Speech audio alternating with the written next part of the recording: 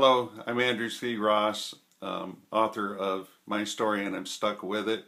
This is the third in a series of videos that I've been doing in my rather primitive studio.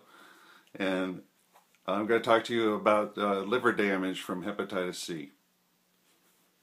Now, people have heard of hepatitis C, but what a lot of people don't realize is that hepatitis C in itself is really a fairly benign disease. It really doesn't have a lot of symptoms that really seem to affect you very severely.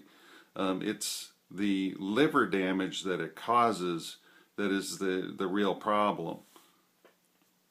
What happens is the liver slowly deteriorates as the virus invades the cells. The virus, when it's in the cells, it tend to destroy the cells, replacing them with scar tissue. And it's a progressive disease. It can take a couple of decades for it to really begin to affect you, and you start seeing the symptoms as your liver starts to deteriorate.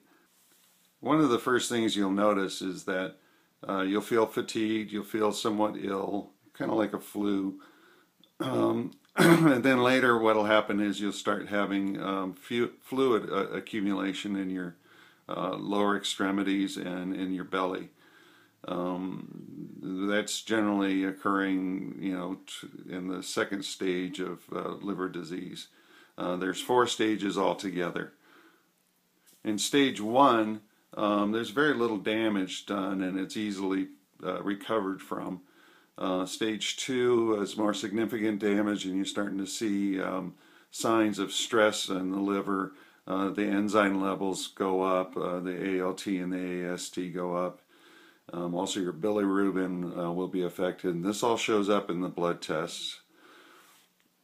At stage 3, you start having significant damage.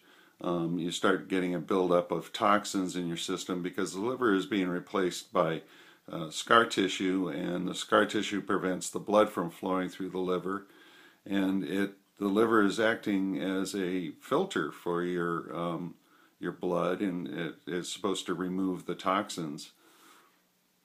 At stage 4, you have more significant damage than stage 3, and it is usually referred to as end stage liver disease, and it basically is what it sounds like. You're getting near the end, and you could die from this disease. What happens is you start to accumulate enormous amounts of toxins. It's more and more difficult for your blood to pass through the liver. It starts to affect your red blood cells, your white blood cells, your platelets, and your spleen starts to get enlarged, and it can affect your kidneys as well because they're trying to take up the duties of the liver and act as filters themselves. And so you get a progressive amount of damage, and it can affect your kidneys as well because they're trying to take up the duties of the liver and act as filters themselves. And so you get a progressive amount of damage going on there. And you want to catch this before you get to that point. Now, due to circumstances, I wound up with stage 4 liver disease. And as it was, we feel that I just barely was able to pull out of it and survive. I actually was in the hospital, and I did hear the chaplain giving me my last rites. So that was kind of an interesting experience. So what I want to see is people not go that far, and I want to give you some advice or warnings about what to look out for and what to do. First of all, early detection is the best. If you suspect that you're in the age group, between 1945 and 1965, and you've had any kind of situation where you've been cut open for a surgery, or you've, stuck needles in your arm, or whatever it is that you've been doing, where there's a blood-to-blood possibility of transfer there, you should get yourself checked out, and it's not that big of a deal to do so, and it's worth it. So if you do have hepatitis C, it's best to catch it when you're at stage 1 and maybe stage 2. And there you have a chance of actually recovering, and the liver will come back. So I would say it's best to catch it when you're at stage 1 and maybe stage 2. And there you have a chance of actually recovering, and the liver will come back. So I would advise doing that first of all. If you were like me and you got bad advice from doctors, and circumstances just did what they did, and you wind up at a very late stage of liver disease, you're still recoverable. It's a lot harder to do, and it's very intense. The drug treatment is brutal. I'm not going to spare you with that. I mean, it is hard. It's the hardest thing I've ever done. It's important to keep a positive attitude through all this. And one of the things that I experienced was that I was actually doing some pretty funny things. I think everybody, as they get older, has a tendency to forget where they put something. And of course, it's always in the last place where you had it. But in treatment and with liver disease and the toxins that get into your system, your mind starts to play tricks on you. And in some cases, I mean, I would set down a remote control, and I'd be looking right at it, and I wouldn't see it. I had to stop driving because I'd be looking left and right and see a car, and then look back again, and down a remote control, and I'd be looking right at it, and I wouldn't see it. I had to stop driving because I'd be looking left and right and see a car, and then look back again, and it'd be gone, and I'd have no idea what happened to it. So it was pretty scary, and so I had somebody else do the driving for me.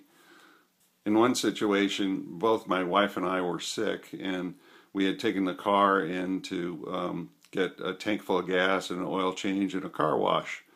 Well, part of the deal was we'd get a free car wash with an oil change. And they said, what you have to do is turn on the emergency flashers. And we looked high and low trying to find the button for turning on the emergency flashers, because that was the signal to the car wash guys that there was a free car wash. And we looked everywhere. I mean, we were looking on the steering wheel, we were looking, on the dashboard, and everywhere. And we gave up. We couldn't find it. And we finally just explained to the guy, look, we can't find the flasher, sorry. And they let us go through.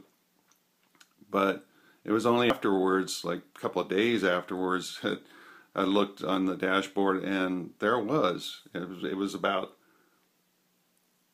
that big by that big, right in the middle of the dashboard.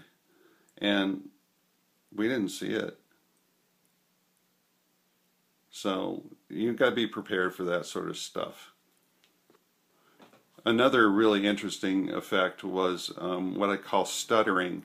It's visual stuttering, where you'd see something going by, and it would actually kind of jump. It would like sort of start up and stop, and kind of, like that. And rather than a smooth pass by. And in traffic, that's not a good thing. So it's better to have somebody there to help you out if you're in this kind of a situation. And I was lucky that I did.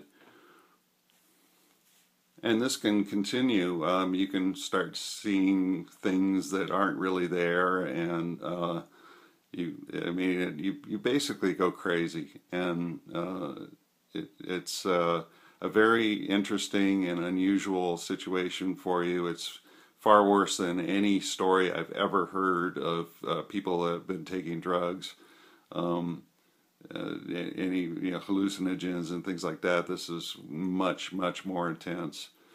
So you have to be prepared to set aside a space in your mind and say, okay, this is not really happening. This is all in my head. I can deal with it. I can get over with it, and I'm going to move on. And that's what carries. I talk more about this sort of thing in my book, My Story, and I'm Stuck with It. And that's available on Amazon.com, Lulu.com, and BarnesandNoble.com.